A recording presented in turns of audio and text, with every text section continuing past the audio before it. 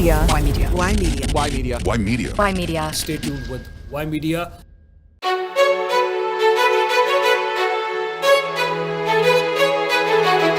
Ymedia is a media company.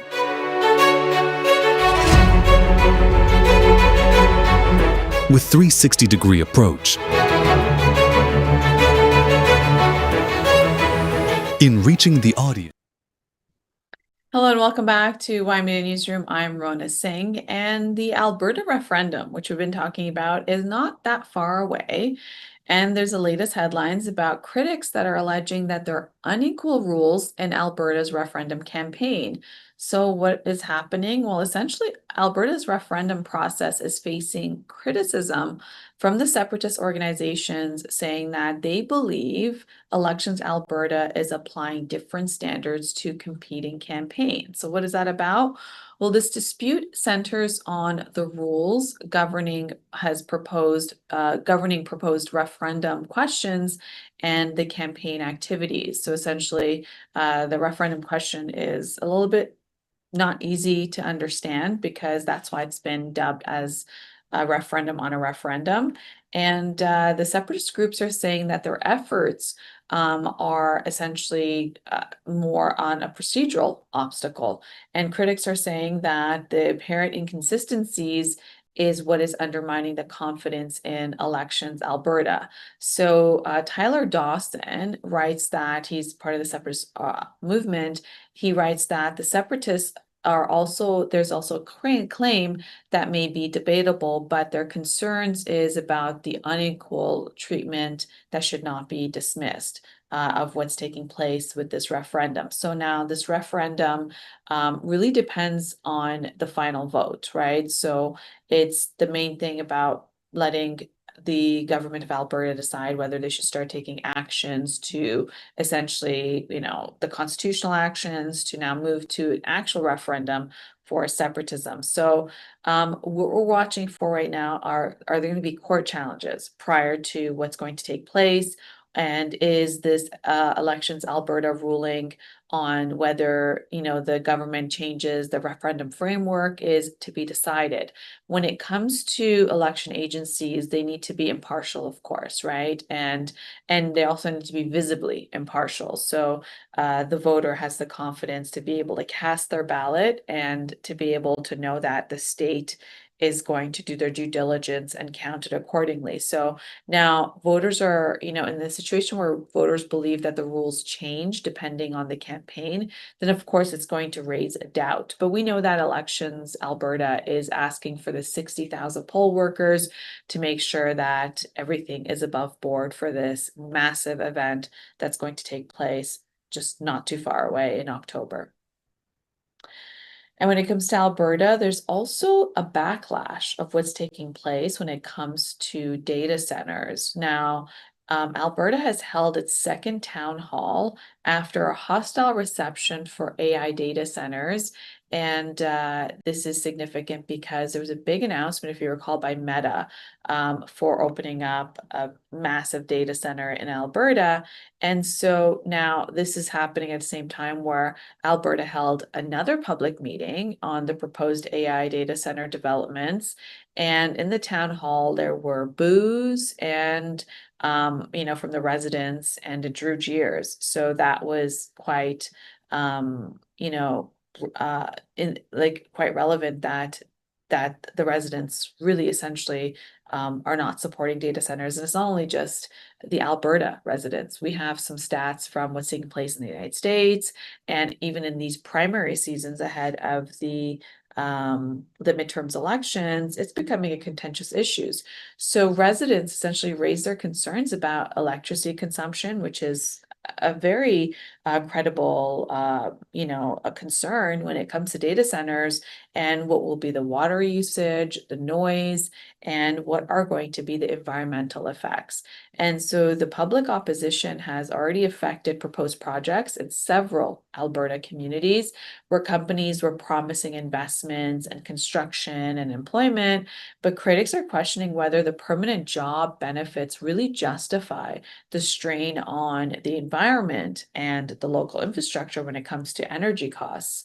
So now Alberta's energy resources, when it comes to available lands and the cooler climate, like in the winter months, because you really do need to use a lot of water to be able to also cool down the data centers because of the heat they generate. So Alberta immediately became a very attractive destination for AI center developments, right? Because you have access to Alberta oil, you have access to the abundance of land and the colder climates.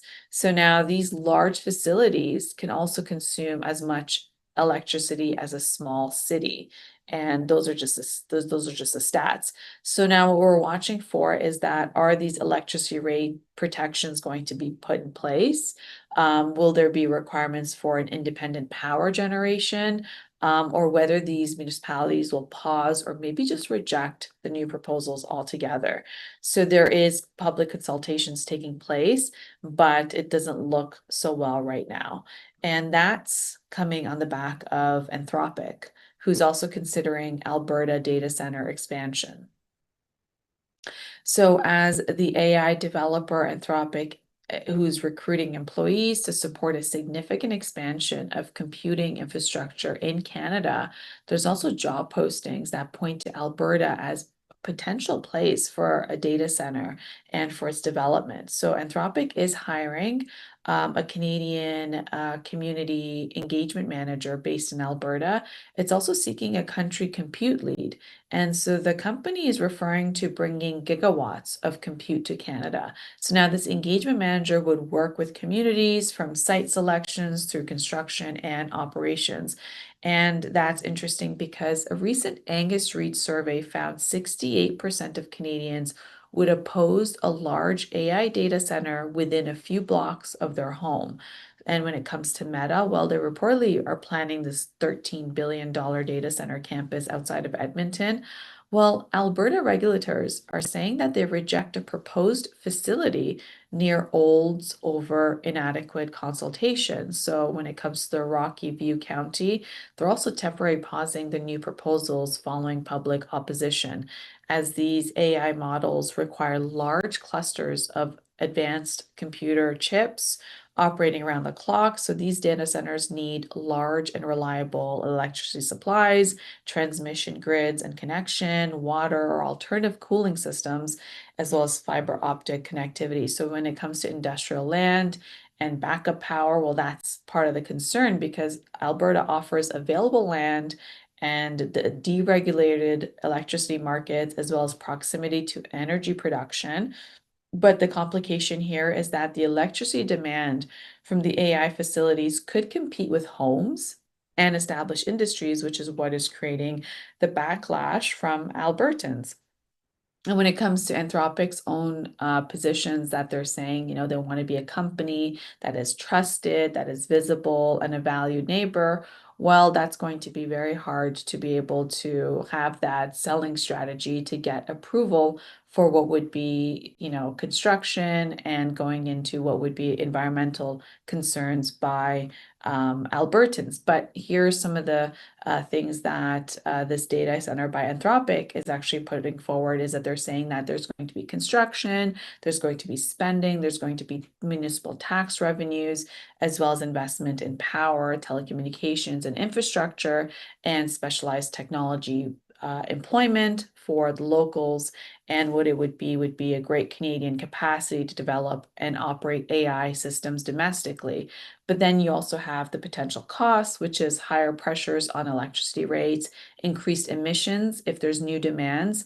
It's served by fossil fuels. And then you also have water consumption and continuous cooling noises. Can you imagine the generators running all the time? What does it mean for those local communities? And of course, there's going to be, jobs, but how many jobs are going to be permanent and not just temporary?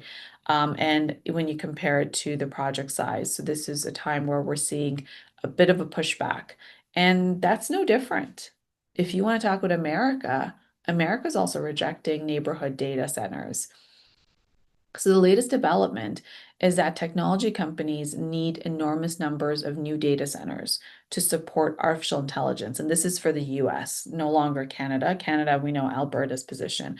So US is saying, based on a Gallup survey, they found that 7 in 10 Americans oppose having an AI data center built near their local area. So the 71% is quite significant that are against the AI data centers. Now, 48% are strongly opposed, and only 1/4 support local construction. Now, President Donald Trump says data centers need a little public relations help, and that's in his own terms, because he's seeing the latest numbers. He's seeing the pushback by the people when it comes to the AI data centers.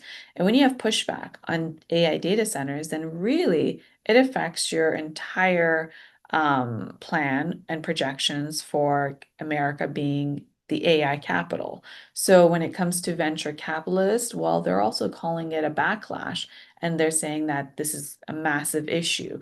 Now, Meta has announced a $1 billion community investment plan, saying here, we're going to back it up because AI centers need upfront costs. But this is an issue because you also have what's taking place with the primaries. A lot of candidates who support the AI data centers are not getting the votes by the locals. So that's part of what's taking place right now. And so the Gallup survey approximately surveyed 1,000 American adults from March 2nd to the 18th of this year.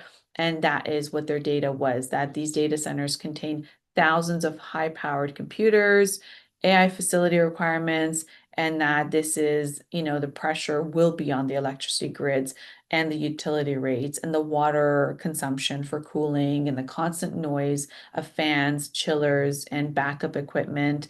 And perhaps the tax incentives that will be given to wealthy technology companies is something that is a pushback from the communities, but also the municipal tax dollars that will come into the city are also something that as civilians are finding that it's not really a good deal. So that's very interesting at a time where you have the United States and China really competing to become AI leaders in this next generation, which definitely needs the AI data centers. Now, another news is that also, okay, I have also here that there's also another poll, and this is consistent when it comes to polls that are done in Canada as well as the United States about how people feel. So there's another poll that was done in August, and about 43% support nearby data centers and 42% oppose it. And then there's the latest heat maps polling that suggests that 75% would now oppose one. So what we saw as a trend of perhaps from a year from now, where there was about 43% oppose it, now it's up to 75% oppose these AI data centers in their vicinity, in their hometown. So it's quite significant when it comes to right now. You have these AI companies who are actually now funding candidates in the primaries a lead up to the midterms. And so now, before, when it was like big oil companies or tobacco companies backing candidates, now we're seeing that the influence of AI companies really coming into politics. And that is why people are paying more attention on terms of who is backing a candidate, what do they stand for, because they're absolutely rejecting these AI centers. And of course, Anthropic is, making headlines again because they're targeting a record-breaking IPO, and this is very significant because they're claiming to aim to match the SpaceX $75 billion IPO. So yes, SpaceX was the first company in history to have a $75 billion IPO, and Anthropic is saying, hey, we're going to do the same. So you have Anthropic and the developers of the cloud AI model. They reportedly believe that their planned initial public offering could match or exceed the $75 billion raised by SpaceX back in June of this year. And so the IPO could arrive as early as the end of this month.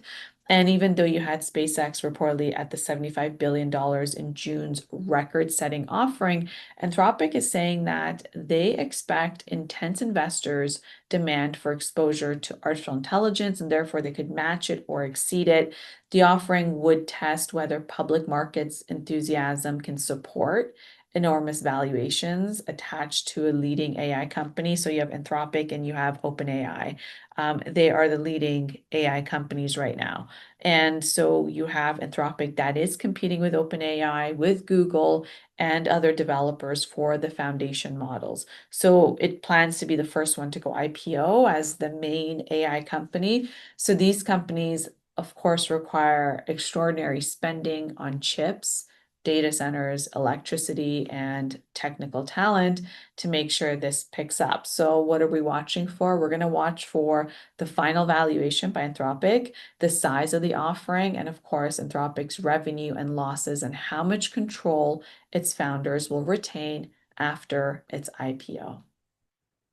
Now, the other big question is that is there an AI boom that is becoming a bubble? And that's been a concern of investors for quite some time, as Business Insider co-founder Henry Bodgett. He's argued that the AI boom shares characteristics of the earlier bubble, right? The speculative bubble, where it has extraordinary technological progress. We know AI just kind of hit into the market back in 2003, right? In just such a short period of time, in like less than 3 years, it's really becoming part of everyday usage. It's changing the behavior of consumers and also has these massive valuations attached to it. So here's a time where there's now speculation of, is this a boom or is it a bubble that's going to burst? And then there's going to be massive, massive situations like what we saw in the dot-com bubble. So now companies are spending hundreds of billions of dollars on chips, data centers, and power. And then when you have investors who are assigning large valuations to these companies with very uncertain long-term profits, like it's not very certain how long this is going to go. Only now we're seeing even the opposition to data centers, which is going to be a massive stoppage in terms of for the future of AI. It's massive in terms of stopping it on its trajectory. So when you also have the debt, that is the amount of money that's pouring in. So when you have the debt and the outside financing that is funding these massive portions of the infrastructure for the build outs, it's the bigger question is how successful will these companies be in the long term? And will the money that's invested in them and the debt that's incurred, is it going to be profitable in the long term? And also AI adoption, right? When it comes to revenue, are the revenues going to grow? Is this going to be a meaningful boom? Or is it just based on some imaginary technology? Do you remember the metaverse? I mean, Facebook decided to have the metaverse and launch its parent company called Meta. And then it had to essentially get rid of their whole concept on the metaverse of, this other universe what we'd be living in and having everything set up in. And they spend billions of dollars in that. So even though AI has come into the reality of our usage and our behavior has evolved around it, we use it in business and personal lives, and there's so many different platforms. It's now integrated into our daily usage. But what's the long-term key thing? Does these massive valuations and these massive data centers really, are they going to, have the level of impact? And also there's a lot of pushback with many different generations who are really cautious of how AI is going to impact their livelihood. Is it going to remove certain jobs? We've already seen a lot of jobs disappear because of AI when it comes to administrative, what AI agents are able to do when it comes to coding. So that's really the big question when it comes to this investment dollars going in. And is this a bubble? Because when you compare it to the late 1990s, the internet boom, that created foundational companies and infrastructures, but the investors still lost enormous amounts of money because many securities were overpriced. And that was just the reality. So this is really what is the latest warning on, is this an AI boom or is this an AI bubble? And for this weekend, well, if you're in Washington, D.C., there is the Freedom 250 Grand Prix that is coming to D.C., and the streets are preparing for the 1.7-mile circuit. So this is a time where Washington, D.C. is hosting its big event for the Freedom 250. America is celebrating its 250 years of independence. And so now this is with Grand Prix coming to its streets with temporary street closures near the US Capitol. It is a 1.7-mile circuit. It will contain 7 turns, and the practice and qualifying are scheduled for Saturday, and the main race is scheduled for Sunday. So that is the main event. That is August 23rd. And the event slogan is Let Freedom Rev. And so the street races will transform the public roads into temporary motorsport circuits, bringing tourism as well as television exposure while causing road closures and security challenges. So if you're going to tune in, you can tune in on TV if you're not in the DC area, but this is just another event for America's 250. And when it comes to business news, Bilibili is a video giant, which is a Chinese video giant that's preparing its English language expansion. So what is Bilibili? Okay, well, it's relaunching its international application and developing an English language website as it attempts to attract viewers and creators in North America and Europe. So currently, Bilibili reports approximately 376 million monthly users, and it's recorded about 115 million daily active users in its first quarter results, where the users spend an average of roughly 119 minutes per day on the platform. So now this company is hiring in Los Angeles, London, Mexico, and Tokyo, and it's becoming popular amongst gaming, animation, and creator-produced videos. Well, it began in its niche destination for anime, comics, and gaming communities, and then it subsequently expanded to entertainment, education, live streaming, advertising, and mobile games. So it's interactive, and it's also able to move across videos and real time, and it's also defining features. So now there's a lot of cultural appeal with the younger global audiences, and therefore that is why it has, over 300 million users. And so there you have some challenges where YouTube has already begun an enormous creator and advertising ecosystem. So it's going to be a little bit hard to compete with YouTube. But hey, that's a lot of users that are already on. And when it comes to Western governments, we know that they scrutinize Chinese-backed companies like TikTok, which has been a contentious issue. But here you have Bilibili, which is needing a multilingual modern system. And so therefore they believe that an English system is going to expand their user base, where creators will require reliable payments and copyright protections and programming. So it is available on the App Store, and digital safety and European regulatories are also part of what might raise the cost. But this is quite interesting, as Bilibili, doesn't necessarily need to beat YouTube to succeed. It already has a very strong footing in gaming, anime, and younger creator communities. So it's very interesting when you see these companies really, get launched and have such massive traction in such a short period of time. Like OpenAI, when it launched its ChatGPT, I mean, it had the most app downloads than any other platform provider or any other subscription model in history. Like, it just launched, and then people were able to sign up, and really out of curiosity. And it wasn't until DeepSeek came around, and then it expanded its user base. Now, another news when it comes to Australia, it is making technology companies pay for news. So this has been something that companies have been talking about for quite a long time when it comes to government bills to pass legislation on platform providers that use news, right? So now Australia has adopted a legislation intended to compel major technology platforms to compensate domestic news organizations for the use and distribution of journalism. So this measure could apply to Meta, which is the parent company of Facebook, Instagram, Alphabet, which is the parent company of Google, TikTok, and LinkedIn. And then platforms would be expected to negotiate commercial agreements with qualifying publishers. So now companies failing to make sufficient agreements could face a levy of as much as 2.5% of Australian advertising revenue. So now this reported revenue threshold is $250 million in Australian operations.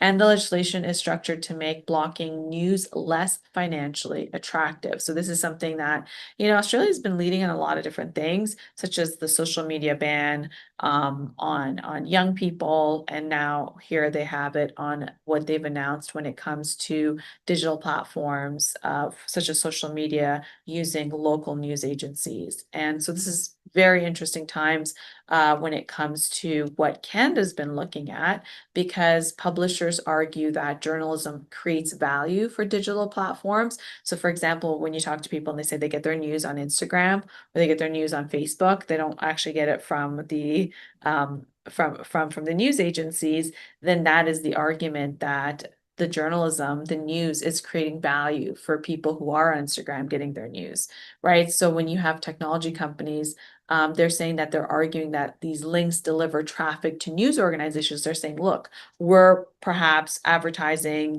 we have the news on our platform, but the link will go back to, the news station.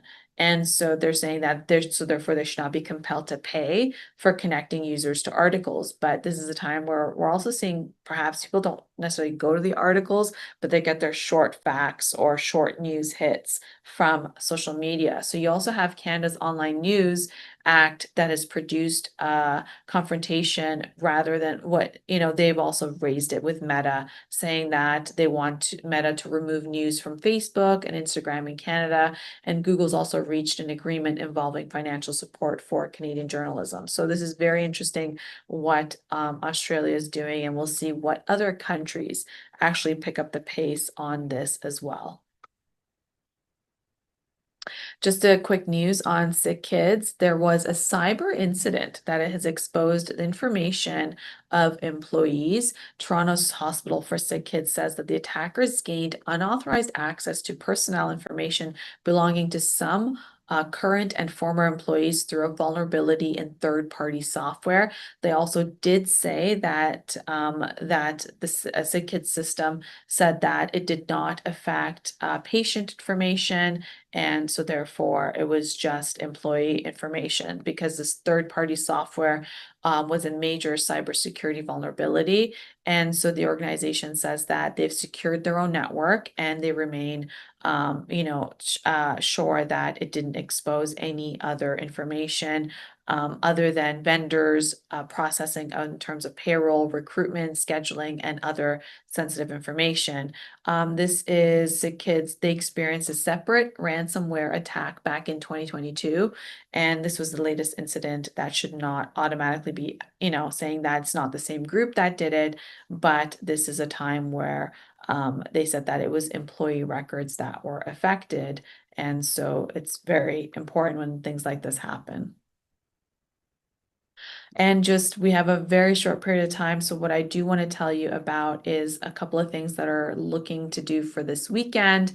Well, you have the CNE that is back on track, and in the month of August, it's always a great time to be in Toronto at the CNE, to go on the rides and to be able to experience all the different foods that are available in the food hall. And so the CNE has come back with a different twist when it comes to what they're offering people who are coming to the CNE. And essentially, if you have never heard of some of these items to taste, well, you could essentially have this option at the CNE this weekend, where you could go, and some of the things that they're actually putting on there is quite interesting. So if you're interested in tasting something different in terms of the menu, well, the Canadian National Exhibition is opening up in Toronto, and its exhibitors are intending to do something different.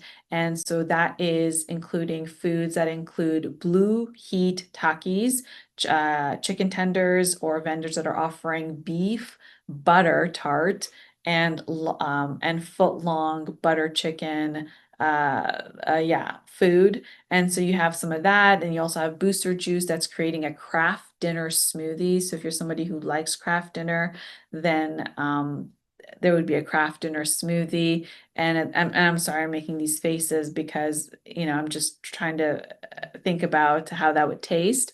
But there's going to be all of that that's available at the CNE, making it a very interesting time to travel there and to go on the rides and of course support it. But then there's going to be pickle flavored coffee as well. So there's a lot of options that I'm sure that these vendors have created, that when you have people that are going to go there, that they'll take pictures, and of course social media will be full of all that. And the other thing for today before we part ways is that today is the deadline for the municipal registrations for candidates for the upcoming municipal election in Ontario. So today's deadline will have the final candidates listed on the municipality's website of what they're running for. So any candidates who registered when the registrations opened on May 1st, who have decided not to run for the October 26th municipal elections, will potentially pull out before the deadline today, and the remaining ones that stay, or the newly registered ones before the deadline, will be on the ballot. So we're going to come back on Monday and we're going to go over what's taking place, because then we'll finally have the final list of candidates for whether they're running for mayor, regional council, councillor. That will all be available after the deadline today, which we'll cover in quite detail on Monday. Until then, have a great weekend, take care, and be well.